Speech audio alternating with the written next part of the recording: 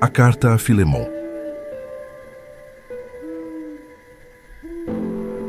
Capítulo 1. De Paulo, prisioneiro por causa de Cristo Jesus, e do irmão Timóteo, ao querido Filemon, nosso companheiro de trabalho, e à igreja que se reúne em sua casa. Esta carta também vai para a irmã Áfia e para Arquipo, nosso companheiro de batalha. Que Deus, nosso Pai e o Senhor Jesus Cristo lhes deem graça e paz. Todas as vezes que eu oro, eu me lembro de você e agradeço ao meu Deus, porque ouço falar da fé que você tem para com o Senhor Jesus e do amor que você tem para com todo o povo de Deus. Peço a Deus que a sua generosidade, a qual provém da fé que você tem, faça com que as pessoas percebam as boas coisas que acontecem entre nós no serviço de Cristo. Eu tenho sentido uma grande alegria e também tenho sido encorajado por causa do seu amor, irmão, pois o coração do povo de Deus tem sido reanimado por seu intermédio. Pois bem, ainda que eu sinta uma grande liberdade em Cristo para lhe ordenar o que convém, prefiro, contudo, pedir em nome do amor. Eu sou o que sou, Paulo Juvelho, e agora até prisioneiro por causa de Cristo Jesus, e peço-lhe um favor para com Onésimo, que se tornou meu filho espiritual aqui na prisão. Antes ele era inútil para você. Atualmente, porém, ele é útil não somente para você, como também para mim. Eu vou enviá-lo de volta a você, embora devesse dizer que, ao enviá-lo, estou enviando o meu próprio coração. Eu gostaria que ele ficasse aqui comigo, para que pudesse me ajudar em seu lugar, enquanto eu estou na prisão por causa das boas novas.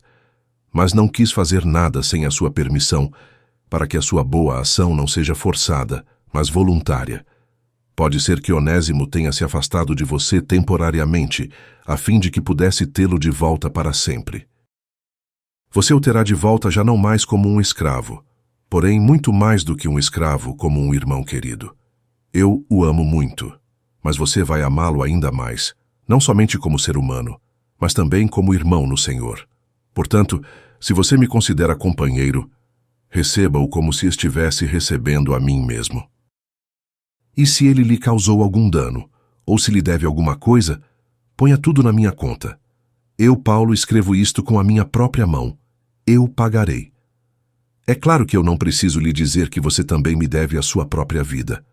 Portanto, irmão, eu lhe peço que me faça este favor no Senhor, e que assim me reanime o coração em Cristo. Estou escrevendo esta carta confiante em que você vai fazer o que estou lhe pedindo. E sei que você fará até mais ainda do que isto. Ao mesmo tempo, prepare-me também um quarto, pois confio que, por meio das orações de vocês, Deus me deixe ir vê-los novamente. Epáfras, meu companheiro de prisão em Cristo Jesus, lhe manda lembranças. Marcos, Aristarco, Demas e Lucas, meus companheiros de trabalho, também mandam lembranças. Que a graça do Senhor Jesus Cristo esteja com vocês. Você ouviu a carta de Filemon. Esta pequena carta carrega em si uma das mais belas demonstrações práticas do Evangelho de Jesus Cristo. Embora seja o menor dos escritos de Paulo em extensão, ela é gigante em significado espiritual e aplicação prática para a vida cristã. Cada palavra desta carta foi inspirada pelo Espírito Santo para mostrar como a fé em Cristo transforma relacionamentos, derruba barreiras sociais e manifesta o amor de Deus de maneiras concretas e revolucionárias. Paulo escreveu esta carta aproximadamente 30 anos após a ressurreição de Jesus Cristo, por volta do ano 62 da era cristã. Naquele momento, o apóstolo estava preso em Roma, aguardando julgamento perante o imperador. Mesmo em correntes, Paulo continuava seu ministério através de cartas e do testemunho que compartilhava com todos que o visitavam. Durante esse período de prisão, algo extraordinário aconteceu. Um jovem escravo chamado Onésimo, que havia fugido de seu senhor Filemon, encontrou-se com Paulo na grande cidade de Roma. Não foi um encontro casual. Deus estava orquestrando cada detalhe desta história para demonstrar o poder transformador do Evangelho. Filemon era um cristão respeitado que vivia na cidade de Colossos, na região da Ásia Menor. Sua casa servia como ponto de encontro para a igreja local. Paulo o conhecia pessoalmente e tinha grande afeição por ele, reconhecendo sua fé genuína e seu amor pelos santos. Filemão era um homem de posses, proprietário de escravos, como era comum naquela sociedade. Entre seus escravos estava Onésimo, cujo nome ironicamente significa útil ou proveitoso. Algo aconteceu entre Filemão e Onésimo, que levou este jovem escravo a fugir. Possivelmente ele tenha roubado algo de seu senhor para financiar sua fuga, como era comum entre escravos fugitivos. A lei romana era extremamente severa com escravos que fugiam. A punição poderia incluir açoites brutais, marcação a ferro quente ou até mesmo a morte. Onésimo fugiu para Roma, a maior cidade do império, esperando se perder na multidão e começar uma nova vida.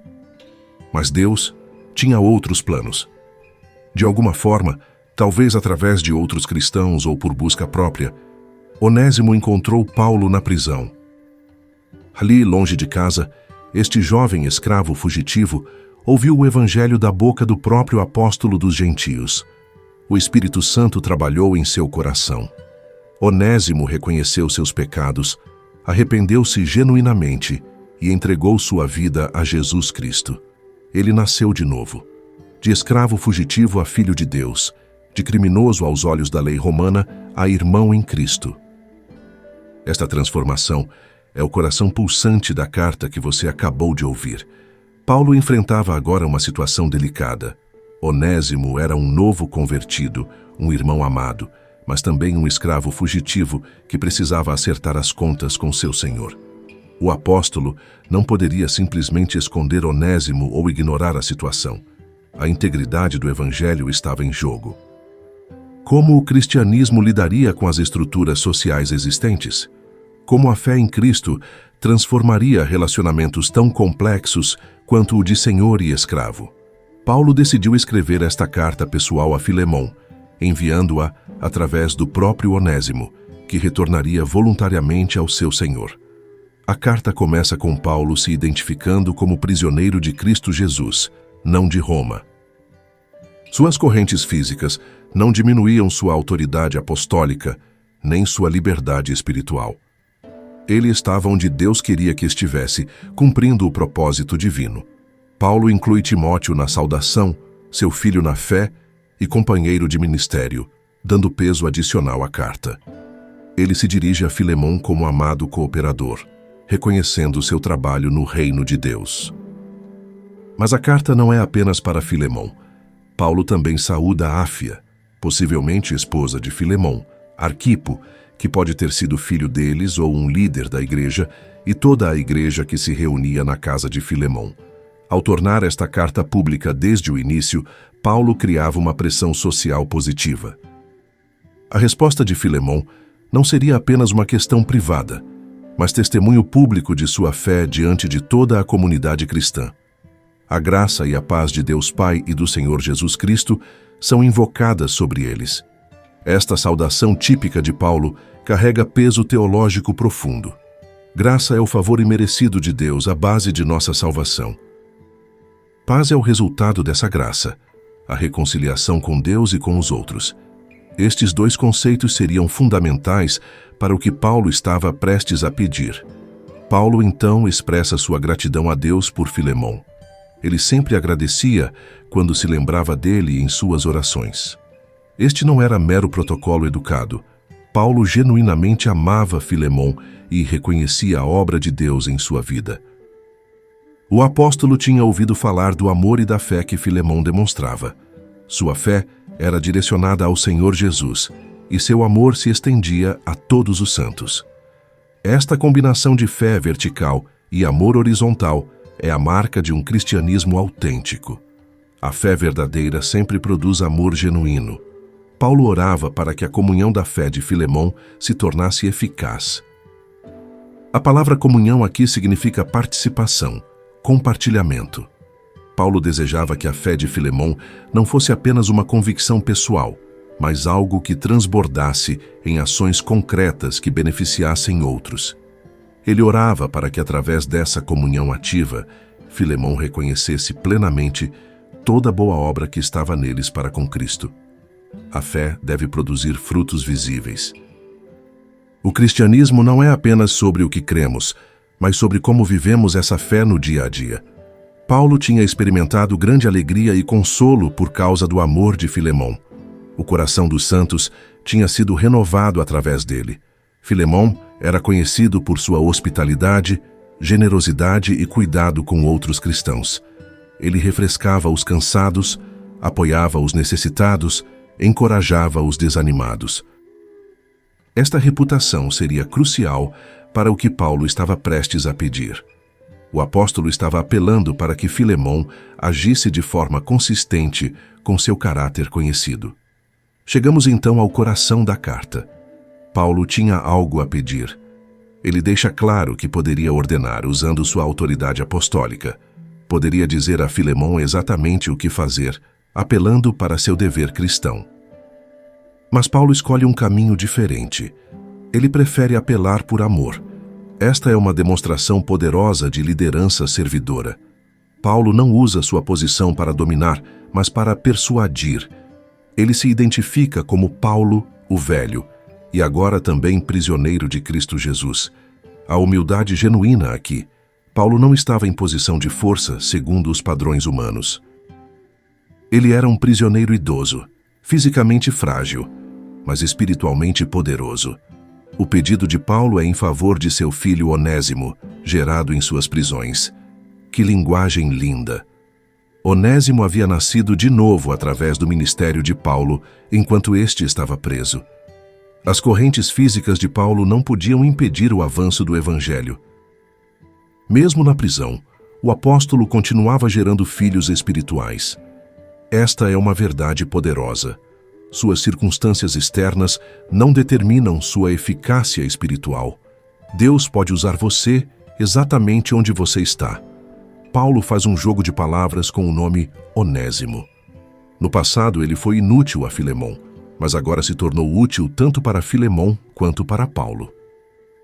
A transformação operada por Cristo havia mudado completamente a natureza de Onésimo. O que era inútil tornou-se útil. O que era problemático tornou-se valioso. Esta é a obra do Evangelho. Jesus transforma vidas completamente. O apóstolo estava enviando Onésimo de volta, e ao fazê-lo, estava enviando seu próprio coração. Paulo tinha profundo afeto por este jovem convertido. Onésimo havia se tornado tão precioso para ele que separá-lo era como arrancar parte de seu próprio ser. Paulo confessa que gostaria de ter mantido Onésimo consigo. O jovem poderia ter servido ao apóstolo em nome de Filemão durante sua prisão pelo Evangelho. Onésimo havia se tornado útil no ministério, ajudando Paulo de maneiras práticas, enquanto este estava limitado por suas correntes. Mas Paulo não queria fazer nada sem o consentimento de Filemão. Ele respeitava profundamente a autoridade e os direitos de Filemão, mesmo que pudesse argumentar que tinha direito à ajuda de Onésimo. O benefício que Paulo buscava não deveria ser forçado, mas voluntário, resultado de um coração disposto. Paulo então oferece uma perspectiva divina sobre toda a situação. Talvez Onésimo tenha sido separado de Filemão por algum tempo precisamente para que pudesse recebê-lo de volta para sempre. O que parecia uma perda temporária poderia resultar em ganho eterno. A fuga de Onésimo, que parecia um desastre, estava sendo redimida por Deus para propósitos maiores. O escravo que fugiu por alguns dias retornaria como irmão para toda a eternidade. Esta é uma verdade profunda sobre como Deus trabalha. Ele pode pegar as situações mais difíceis, as perdas mais dolorosas, as traições mais profundas e transformá-las em bênçãos eternas. Deus não apenas conserta o que está quebrado, ele transforma a tragédia em triunfo. A transformação fundamental aqui é que Onésimo não retornava apenas como escravo, mas muito mais que escravo. Ele era agora irmão amado, especialmente para Paulo, mas quanto mais para Filemão, tanto na carne quanto no Senhor. Na carne, porque Onésimo ainda seria servo de Filemão fisicamente, trabalhando em sua casa, mas no Senhor, porque agora eles compartilhavam a mesma fé, o mesmo Salvador, a mesma esperança eterna. Eram membros da mesma família espiritual. Esta era uma revolução silenciosa, mas profunda. O Evangelho não estava destruindo as estruturas sociais através de revolta violenta, mas as transformando de dentro para fora através do amor. Quando senhor e escravo se tornam irmãos em Cristo, toda a dinâmica do relacionamento muda. Paulo então faz seu apelo direto. Se Filemão o considerava companheiro, deveria receber Onésimo como receberia o próprio Paulo. Esta é uma identificação extraordinária. Paulo estava colocando toda a sua reputação, toda a sua autoridade, toda a sua amizade com Filemão na balança em favor de Onésimo. Ele estava pedindo a Filemão que olhasse para o escravo fugitivo e visse o apóstolo, que tratasse Onésimo com a mesma honra, respeito e amor que teria por Paulo. Esta é uma imagem vívida da intercessão de Cristo por nós. Jesus nos identifica consigo mesmo. Ele pede ao Pai que nos veja através dele cobertos por sua justiça. Paulo vai além. Se Onésimo havia causado algum prejuízo ou devia algo, deveria ser colocado na conta de Paulo. O apóstolo estava disposto a assumir toda a dívida de Onésimo. Com sua própria mão, Paulo escreveu uma promissória. Eu, Paulo, escrevo com minha própria mão. Eu pagarei. Esta era uma garantia legal. Paulo estava se tornando fiador de Onésimo, assumindo responsabilidade total por qualquer dano ou perda. Esta é mais uma vez uma ilustração poderosa da obra de Cristo. Jesus assumiu nossa dívida. O que devíamos a Deus por nossos pecados, Cristo pagou na cruz. Ele se tornou nosso substituto, nosso fiador, nosso redentor. Paulo então adiciona uma observação delicada, mas significativa. Ele não mencionaria que o próprio Filemão lhe devia sua própria vida. Paulo havia levado Filemão a Cristo. O comerciante próspero de Colossos devia sua salvação eterna ao ministério do apóstolo. Comparada a essa dívida espiritual impagável, qualquer dano material causado por Onésimo era insignificante. Paulo não estava cobrando essa dívida, mas gentilmente lembrando Filemão da graça que ele mesmo havia recebido. Como poderia negar perdão e restauração a Onésimo, quando ele próprio havia recebido perdão e vida nova de Deus? Paulo expressa seu desejo. Sim, irmão, que eu tenha de você algum benefício no Senhor. Refresque meu coração em Cristo. O apóstolo estava pedindo que Filemão fizesse por ele, através de Onésimo, o que Filemão normalmente fazia por outros cristãos: refrescar corações cansados. Paulo estava cansado, preso, idoso. A notícia de que Filemão havia recebido Onésimo com amor e perdão refrescaria profundamente o coração do apóstolo. Paulo escreve confiante na obediência de Filemão. Ele sabia que Filemão faria não apenas o que foi pedido, mas ainda mais. Esta é a natureza da graça. Ela nos leva além do mínimo exigido. Quando entendemos quanta misericórdia recebemos, somos compelidos a estender misericórdia abundante a outros. Paulo confiava que Filemão entenderia isso. O apóstolo pede também que Filemão preparasse hospedagem para ele. Paulo esperava ser libertado e visitar Colossos em breve. Esta era mais uma pressão positiva e amorosa. Paulo viria pessoalmente ver como Filemão havia tratado Onésimo. A carta não era apenas teoria abstrata, haveria prestação de contas. Mas Paulo coloca isso em termos de esperança, não de ameaça. Ele esperava ser concedido a eles através de suas orações. A libertação de Paulo seria a resposta às orações da igreja. Ele viria não como fiscal, mas como irmão amado e visitante bem-vindo. A carta se encerra com saudações de outros cristãos que estavam com Paulo em Roma. Epáfras, prisioneiro juntamente com Paulo em Cristo Jesus, enviava saudações. Epáfras era de Colossos e havia fundado a igreja ali. Sua prisão por causa do Evangelho e suas saudações adicionavam peso à carta. Marcos, Aristarco, Demas e Lucas, cooperadores de Paulo, também enviavam cumprimentos. Estes eram homens conhecidos na igreja primitiva. alguns mencionados em outros escritos do Novo Testamento. Suas saudações criavam uma rede de testemunhas ao apelo de Paulo. Finalmente, Paulo pronuncia sua bênção característica. A graça do Senhor Jesus Cristo seja com o vosso espírito. Graça. Esta palavra resume toda a carta. Paulo estava apelando para que Filemão demonstrasse graça a Onésimo, assim como havia recebido graça de Cristo. A carta termina com a palavra Amém, que significa assim seja. Que assim seja de fato. Esta pequena carta é extraordinária em seu impacto teológico e prático. Ela demonstra o Evangelho em ação de maneiras profundas. Primeiro, vemos o poder transformador de Cristo. Onésimo não era apenas um escravo fugitivo reformado, ele era uma nova criatura. Suas motivações, valores, caráter e destino haviam sido completamente transformados pelo encontro com Jesus. O Evangelho não apenas melhora pessoas, ele as recria. Você não precisa continuar sendo quem você era. Em Cristo, você se torna nova criação. As coisas velhas já passaram. Tudo se fez novo. Segundo, a carta ilustra lindamente a doutrina da substituição. Paulo assume o lugar de Onésimo, oferecendo-se para pagar sua dívida. Isto é exatamente o que Jesus fez por nós.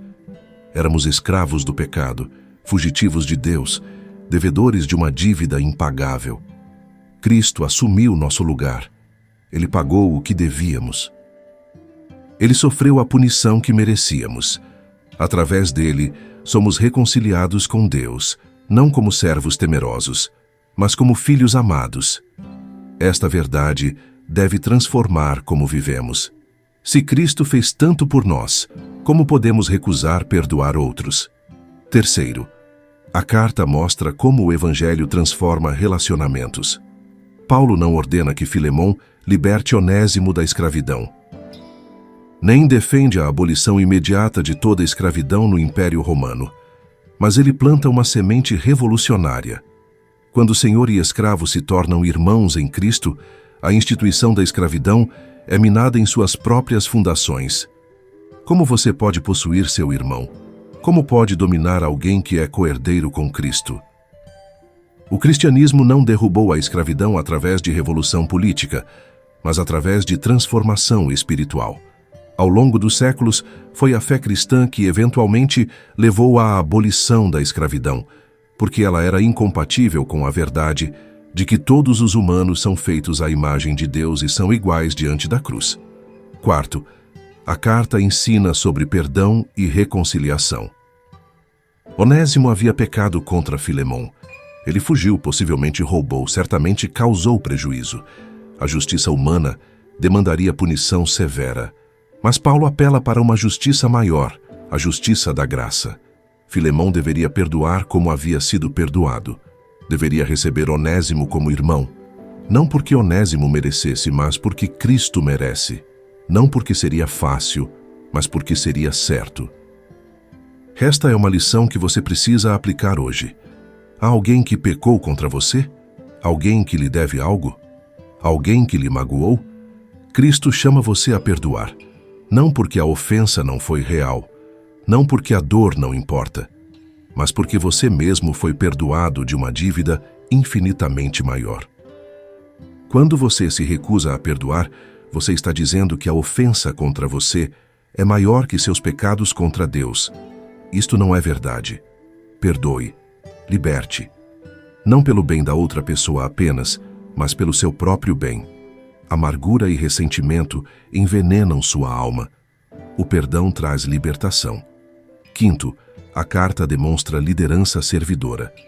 Paulo tinha autoridade para ordenar. Ele escolheu apelar. Tinha poder para coagir. Ele preferiu persuadir.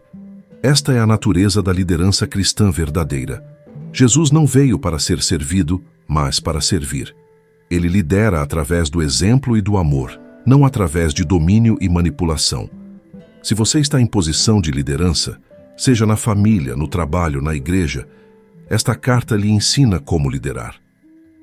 Não através de imposição autoritária, mas através de apelo amoroso.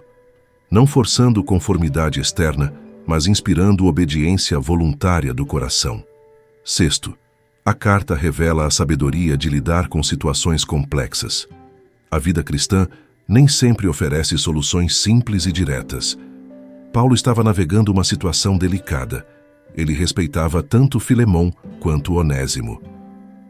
Ele honrava as estruturas sociais existentes enquanto plantava sementes de transformação. Ele equilibrava verdade e graça, justiça e misericórdia, autoridade e humildade. Você enfrentará situações onde não há respostas fáceis. Ore por sabedoria. Busque honrar a Deus em cada decisão. Haja com integridade, amor e fé. Sétimo, a carta nos lembra que Deus está trabalhando mesmo em situações difíceis. A fuga de Onésimo parecia desastrosa, mas Deus estava orquestrando algo maior.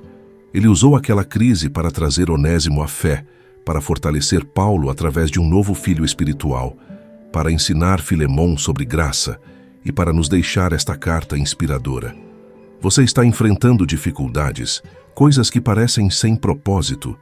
Confie que Deus está trabalhando. Ele pode transformar seus piores momentos em suas maiores bênçãos. Ele pode usar suas perdas para produzir ganhos eternos. Não desista, não se desespere. Continue confiando. A mensagem central desta carta para você hoje é clara. Você precisa reconhecer que é como Onésimo. Você fugiu de Deus, pecou contra Ele, acumulou uma dívida que não pode pagar. Mas Jesus, como Paulo fez por Onésimo, assumiu sua dívida. Ele pagou o que você devia. Ele intercede por você diante do Pai. Através dele, você não retorna a Deus como escravo aterrorizado, mas como filho amado. Esta é a boa notícia do Evangelho. Você é recebido não baseado no que você fez, mas no que Cristo fez, não baseado em seu desempenho, mas na graça de Deus. Mas a mensagem também é que você precisa ser como Filemom. Você recebeu misericórdia? Então demonstre misericórdia. Você foi perdoado? Então perdoe. Você foi aceito como irmão apesar de seus pecados? Então aceite outros como irmãos, independente do que fizeram. O Evangelho que transforma você deve transformar como você trata os outros. Sua fé não é apenas uma experiência pessoal e privada. Ela deve transbordar em ações concretas de amor, perdão e reconciliação. Você precisa entender que o cristianismo não é apenas sobre crer coisas corretas sobre Deus. É sobre ser transformado por Deus e viver diferente por causa dessa transformação. Onésimo não apenas acreditou em Jesus. Ele se arrependeu de seus pecados. Ele mudou de direção. Ele fez o que era certo mesmo sendo difícil e arriscado. Ele voltou para enfrentar as consequências de suas ações. Esta é a fé verdadeira. Ela produz arrependimento genuíno e obediência prática. Talvez você esteja ouvindo esta mensagem e reconhecendo que tem vivido como Onésimo antes de sua conversão, fugindo de Deus, fazendo suas próprias escolhas, vivendo para si mesmo, acumulando dívidas de pecado. Você precisa saber que não importa o que você fez, não importa quão longe você fugiu, não importa quanta dívida você acumulou, Jesus quer recebê-lo. Ele pagou o preço completo por todos os seus pecados. Mas você precisa se arrepender. Você precisa reconhecer que pecou contra Deus Santo. Você precisa parar de fugir e se voltar para Ele. Você precisa confessar Jesus como Senhor e Salvador. Você precisa entregar sua vida a Ele. O arrependimento é absolutamente essencial. Não é possível ser cristão sem arrependimento. Jesus não veio para melhorar pessoas religiosas.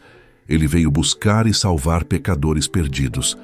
Mas ele chama pecadores a deixarem seus pecados. Arrepender-se significa mudar de mente e de direção. Significa concordar com Deus sobre seu pecado. Significa reconhecer que você está errado e precisa de misericórdia. Significa parar de fazer desculpas e assumir responsabilidade. Significa voltar para Deus e abraçar sua vontade para a sua vida. Jesus levou seus pecados na cruz. Ele morreu em seu lugar. Ele sofreu a ira de Deus que você merecia. mas você precisa receber este presente através da fé. Você precisa confiar que o que Cristo fez é suficiente. Você não pode adicionar nada à obra completa de Jesus. Você não pode ganhar ou merecer salvação.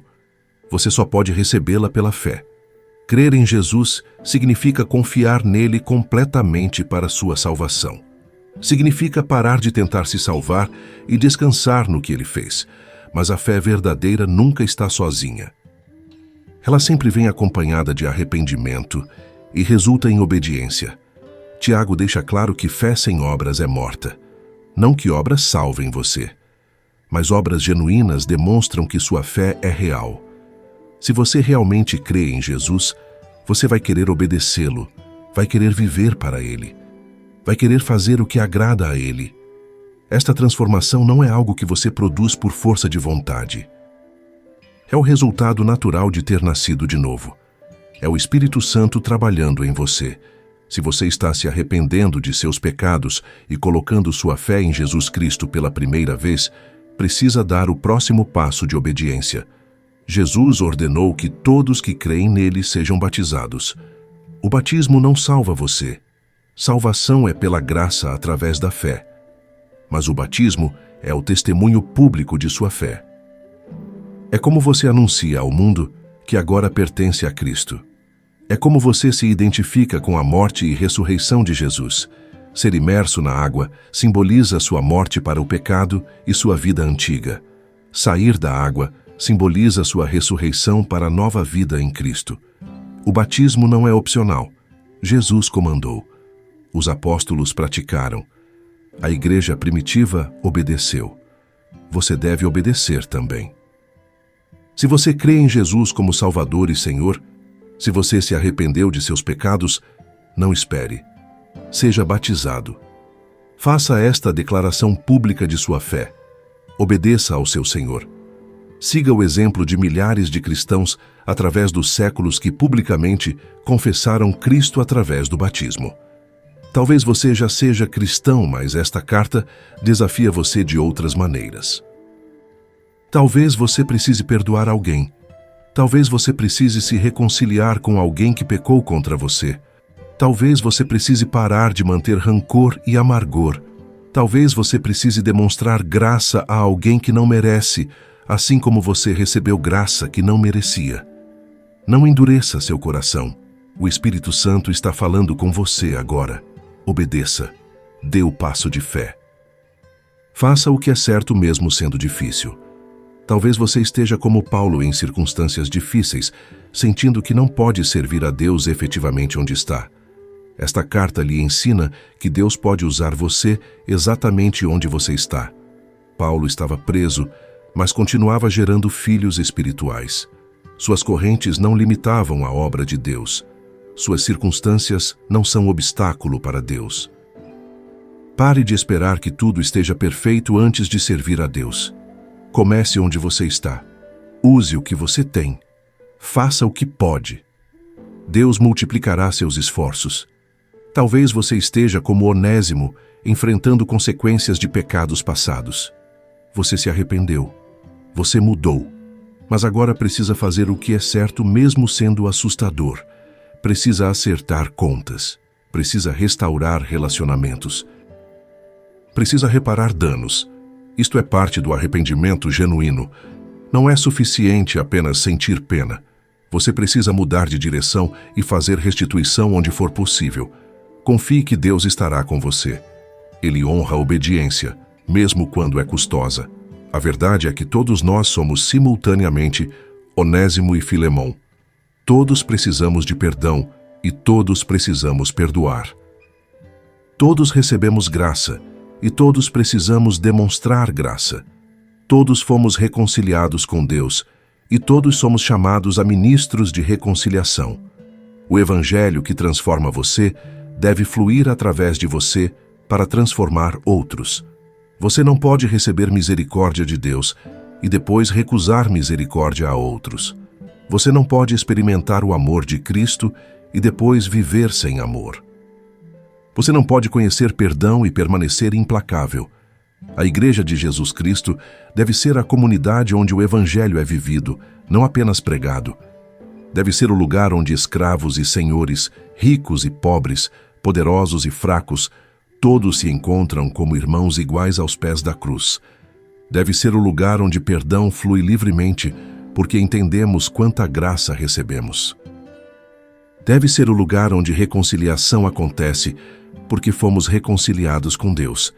Deve ser o lugar onde amor é demonstrado em ações práticas, não apenas declarado em palavras bonitas. Você é parte desta comunidade? Você encontrou sua família espiritual? Você está vivendo em comunhão genuína com outros cristãos? Você não foi criado para viver a vida cristã sozinho. Você precisa de outros crentes. Você precisa de encorajamento, responsabilidade, ensino, correção e companheirismo. Encontre uma igreja local onde a Bíblia é ensinada fielmente, onde Cristo é exaltado, onde o Evangelho é central. Comprometa-se com essa comunidade. Sirva lá. Ame lá. Cresça lá. Esta carta nos lembra que o Evangelho tem implicações práticas para todas as áreas da vida. Não há esfera de sua existência que não seja tocada pela verdade de que Jesus é Senhor. Seus relacionamentos, seu trabalho, seu dinheiro, suas escolhas, sua família, tudo deve ser transformado por sua fé. O cristianismo não é algo que você faz aos domingos. É quem você é todos os dias. É como você trata seu cônjuge quando está frustrado. Como você fala com seus filhos quando estão te desobedecendo. Como você serve seu empregador, mesmo quando não está sendo observado. Como você usa seus recursos. Como você passa seu tempo livre. Como você responde quando é ofendido. Como você age quando ninguém está olhando. A fé que não transforma como você vive não é fé de verdade. É apenas religiosidade vazia. Jesus não está interessado em pessoas que afirmam segui-lo com palavras, mas negam com ações. Ele quer discípulos genuínos que tomam sua cruz diariamente e o seguem, que negam a si mesmos, que colocam o reino de Deus em primeiro lugar, que amam a Deus de todo o coração, alma, mente e força, e que amam o próximo como a si mesmos. Esta vida cristã autêntica não é algo que você pode produzir por si mesmo. É obra do Espírito Santo. Quando você confia em Cristo, o Espírito vem habitar em você. Ele é quem produz transformação. Ele é quem lhe dá poder para obedecer. Ele é quem cria amor, alegria, paz, paciência, bondade, benignidade, fidelidade, mansidão e autocontrole em você. Mas você precisa cooperar com Ele. Precisa se render a Ele. Precisa obedecer sua direção. Precisa alimentar-se da palavra de Deus. Precisa orar constantemente. Precisa andar no Espírito, não satisfazendo os desejos da carne. A vida cristã é uma jornada de transformação contínua. Você não se torna perfeito no momento da conversão. Você inicia um processo de santificação que continuará até encontrar Cristo face a face. Deus está trabalhando em você, conformando-o à imagem de Jesus. Haverá progresso, haverá vitórias, mas também haverá lutas, haverá fracassos, haverá momentos de fraqueza. Isto não significa que você não é salvo. Significa que você ainda não está completo. Deus não terminou com você. Continue crescendo, continue confiando, continue obedecendo. Não desista. Quando você falhar, e você falhará, corra para Jesus, não se afaste dele. Confesse seu pecado, arrependa-se novamente, receba perdão, levante-se e continue andando. O sangue de Jesus continua purificando você de todo pecado. Sua graça é renovada a cada manhã. Suas misericórdias nunca se esgotam. Você é justificado pela fé em Cristo, não por seu desempenho. Sua posição diante de Deus é segura, baseada na obra completa de Jesus, não em seus esforços imperfeitos. Mas não use a graça como desculpa para pecar. Paulo deixa claro em outros escritos que devemos estar mortos para o pecado e vivos para Deus. A graça nos ensina a negar a impiedade e as paixões mundanas e a viver de maneira sensata, justa e piedosa nesta era presente. A graça não é uma licença para pecar, é poder para vencer o pecado, é motivação para viver santo, é fundamento para a obediência alegre. Você precisa entender que o Evangelho não é apenas sobre sua salvação pessoal. É sobre o reino de Deus avançando no mundo. É sobre a glória de Jesus sendo manifestada. É sobre vidas sendo transformadas. É sobre o céu sendo povoado. É sobre Satanás sendo derrotado. É sobre a criação sendo renovada. É sobre toda tribo, língua, povo e nação reunidos ao redor do trono adorando o Cordeiro. Você tem um papel nesta grande história. Você foi salvo para servir. Foi perdoado para perdoar. Foi amado para amar. Foi transformado para ser agente de transformação. Viva de forma digna do Evangelho. Paulo usa esta expressão várias vezes em suas cartas. Significa que sua vida deve refletir as verdades que você professa. Seu caráter deve corresponder ao seu credo. Suas ações devem confirmar suas afirmações. Você é embaixador de Cristo, representante do reino, carta de Cristo conhecida e lida por todos. As pessoas estão observando, elas avaliam o Evangelho pelo que veem em você. Isto não deve criar medo paralisante, mas deve criar consciência santa. Viva de forma a adornar o Evangelho, não a manchá-lo. Lembre-se sempre de que você não está sozinho nesta jornada. Cristo prometeu que estaria com você sempre, até o fim dos tempos. O Espírito Santo habita em você. Você tem a palavra de Deus como guia. Você tem a igreja como família. Você tem outros cristãos como irmãos e irmãs. Você tem acesso ao trono da graça através da oração. Você tem tudo o que precisa para a vida e piedade. Deus não pede que você faça algo e depois te abandona. Ele equipa, capacita, sustenta e guarda você. Viva pela fé, não por vista. Muitas coisas não farão sentido. Haverá perguntas sem respostas. Haverá mistérios que permanecem. Mas você pode confiar em Deus mesmo quando não entende seus caminhos. Ele é bom. Ele é sábio. Ele é poderoso. Ele é fiel. Ele está no controle. Seus planos são melhores que os seus. Seus caminhos são mais altos que os seus. Ele pode fazer infinitamente mais do que tudo que você pede ou pensa. Confie nele completamente. Use esta mensagem como um espelho. Olhe para a sua vida. Você está vivendo o Evangelho que professa? Você está demonstrando graça aos outros como recebeu graça? Você está perdoando como foi perdoado? Seus relacionamentos refletem a transformação de Cristo? Você está crescendo em santidade? Onde o Espírito Santo está convencendo você hoje? Não resista. Não endureça seu coração. Obedeça prontamente.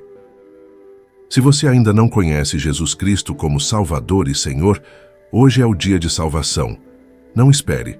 Você não tem promessa de amanhã. Não presuma que terá outra oportunidade. O Espírito Santo está chamando você agora. Responda.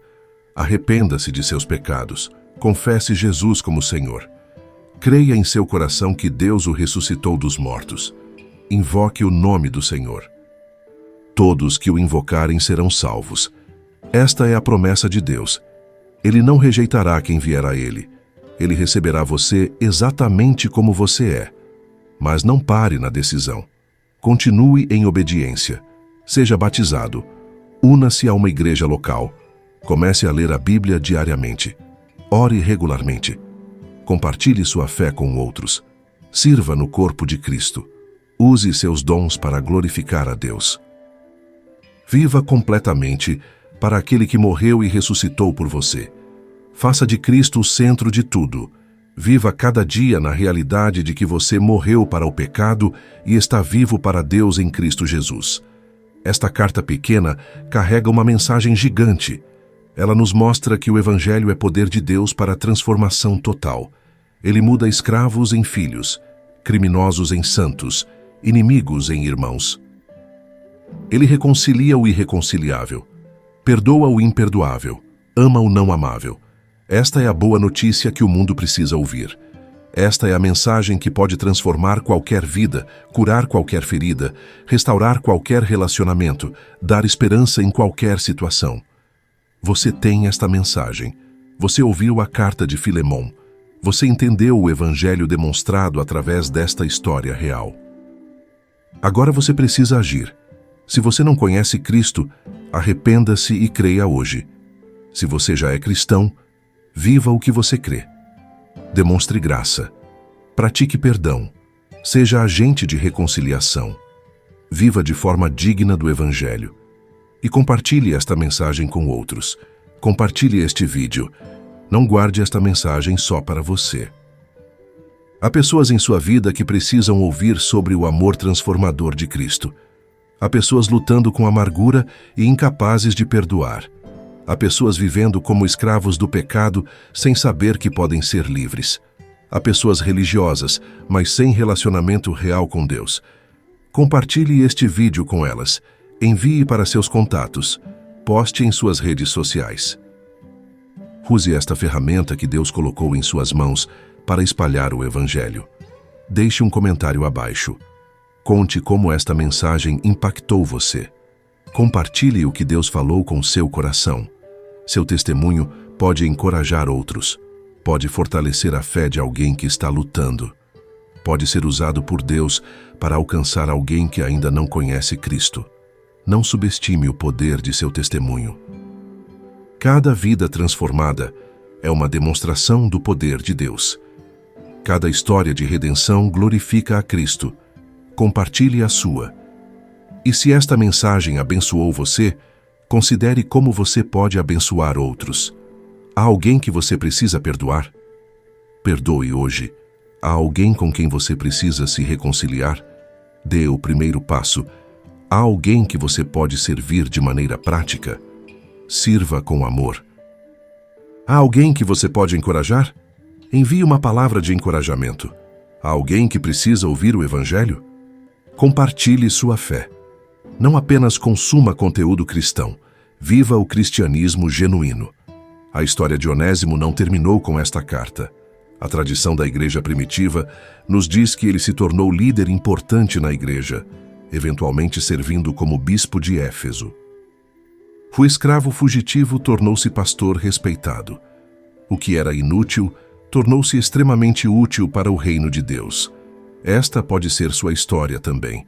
Não importa seu passado, não importa seus erros, não importa quão longe você fugiu, Cristo pode transformar você.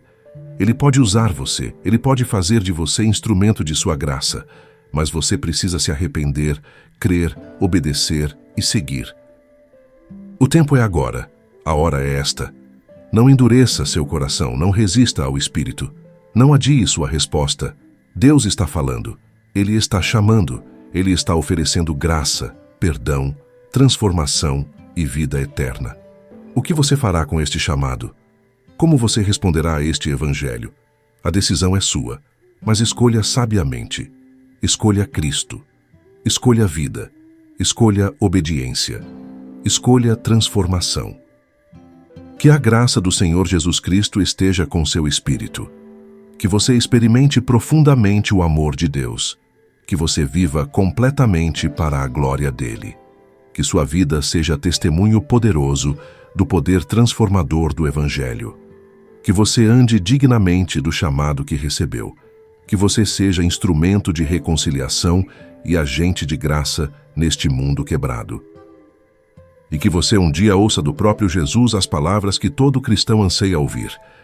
Bem feito, servo bom e fiel, entre no gozo do seu Senhor. Amém.